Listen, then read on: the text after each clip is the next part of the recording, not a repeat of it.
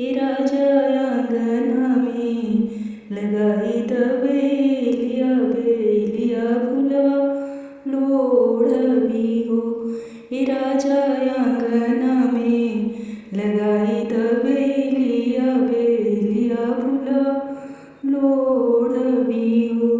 बोलिया तये रानी बोलेलू बोलही न जानेलू रानी एक होरिला तू दी तू सोहरिया सुनतीनु रानी एक होरिला तू दी तू सोहरिया सुनतीनु इतना वचन रानी सुनेली सुनही न पावेली हो।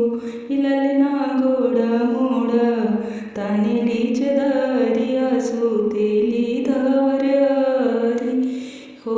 ललना गोडा मोड तानेली चदरिया सुतेली गजोबरी हो। दुवरासी अइले लहुरा देवरा भौजी बात पूछेले हो। भौजी काहे गोडे तानेलू चदरिया सुतेलू गजोबरी हो। लाज सरम किरवतिया कहत लाज लागेला हो। लाज सरम किरवतिया कहत लाज लागेला हो। बबुआ राउर भैया बोलेले बिरहिया होरिलवा कहाँ पाई हो। बबुआ राउर भैया बोलेले बिरहिया होरिलवा कहाँ पाइनु हो। फण बांधिले तिल चाउर हाथवा गिडुआ पानी हो। फण बांधिले तिल चाउर हाथवा गिडुआ पानी हो।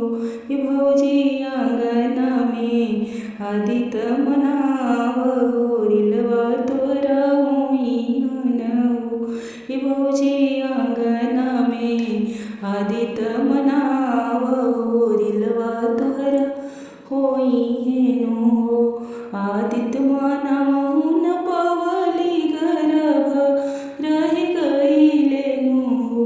ललना नव महीना जब बीतेला होरिलवा जन्म लेलेनु हो।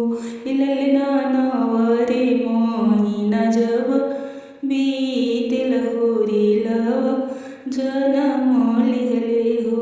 अंगना बहारेली चेरिया तयोरी लौड़ियानु हो। चेरिया दुआरा पर खबर जनाव खबर राजा सुनसु हो। चेरिया दुआरा पर खबर जनाव खबरिया राजा सुनस हो। मोर पिछुअरिया मलहोरी भैया बेगे चलियाहूँ हो। भैया आंगना में लगाई बेलिया रानी मोरा लोड़ी हेनु हो। भैया आंगना में लगाई बेलिया रानी